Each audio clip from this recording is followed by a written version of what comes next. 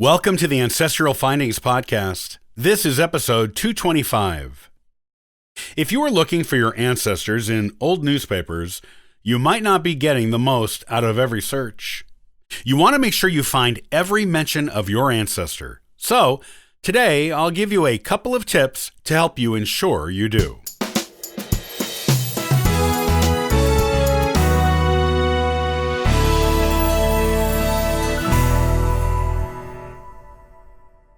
Anyone who has been doing genealogy for a while has probably discovered the wizardry of searching old newspapers for our ancestors.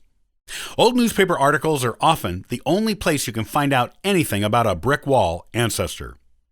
With records being destroyed, lost, or not even kept over the centuries, you know by now that you cannot always rely on them to tell you what you need to know about your ancestors.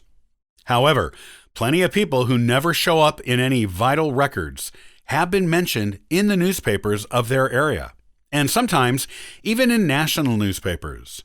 Even better, you will often find personal stories about your ancestors there, which is just as important as names, dates, and relationships. Old newspapers are important tools in helping you discover your ancestors and in getting to know them better. If you are not already using them in your genealogy research, you should be. They are amazing treasure troves of otherwise hidden information.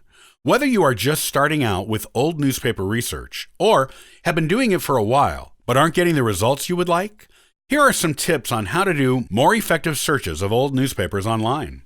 These tips will help you find more mentions of your ancestors, revealing even more hidden details about your family history. Make a list of other ways your ancestor's name could be spelled. This is important because there was no standardized English spelling until the middle of the 19th century. And even then, standard spelling didn't become widely used in the United States until the early 20th century. This means that those creating official records or writing articles about your ancestors in newspapers would spell the first and last name as they heard it.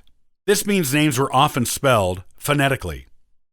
Accents also played a part in how names were heard and spelled. If someone with a foreign accent gave information on your ancestor for a newspaper article, the accent will influence the way the name was heard and spelled. And if the source for the article gave a spelling for a first or last name, it might be incorrect. This is even true if your ancestor was the source and spelling their own name. They might not have had enough education to know how to properly spell their name, or they may have had a variety of spellings they used for it, which was not uncommon in the past. It is important to get as large a variety of spellings as you can. Ask a child or children in your family to spell the name. Say it to them, then see what they come up with based on how they heard it. Try playing the telephone game with ancestor names at family gatherings, whispering it in one relative's ear, and then finding out what the name is when it comes back to you. Don't forget to think of potential nicknames and different spellings for those nicknames with first names. Some names like John and William may also be abbreviated. JN and WM are common, but there are also others. That means the best thing you can do to find your ancestors in old newspaper articles is not to spell their names right, though this sometimes works too, but to spell it wrong. Make a list of all the possible alternate spellings, phonetic spellings, spellings with accents, and even misspellings of your ancestor's first and last name. When you search old newspapers for them, use these spellings in different combinations with the first and last names until you find a combination that gives you a result. There might genuinely be no results in a particular newspaper, so search other ones from the region and national ones as well. But there might be, and searching this way is the only way you will know you have not missed an article about your ancestor. Learn to work with optical character recognition. This is something you encounter with digital newspapers online. When an old newspaper is scanned and uploaded to a genealogy website, a computer reads and translates the text. You have to remember that computers are completely literal. They read and translate words and letters exactly as they have been programmed to see them. This means Words are simply meaningless strings of characters to them, and they cannot interpret nuances in spellings or understand what a reporter meant with a misspelling. They may also interpret the same letter as different letters, depending on the typeface used in the newspaper article. And some old newspapers used 3 or 4 different typefaces on each page.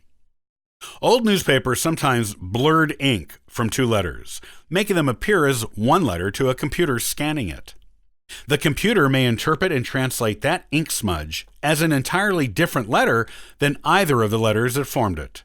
Even dust or hair or any other debris that landed on the scanner can cause a computer to translate letters that are wrong or that simply aren't there. If you can, it is a good idea to compare an original newspaper article with the scanned version. This will give you a good notion of how the computer is reading and translating different typefaces, ink smudges, debris, and other things that may affect what appears on the scanned page. You can make a list of common words or names and how computers translate them. It will help you in your newspaper research. There is a tool online for doing this with California newspapers, California Digital Newspaper Collection. Even if you don't have California ancestors, it is still a good tool to play with to help you learn to get around common computer scanning mistakes in newspaper translation. Once you know the best tricks to use, locating your ancestors in old newspapers becomes much easier. Use these tips to unlock important secrets about your family history. It is worthwhile, and you will be glad you did it.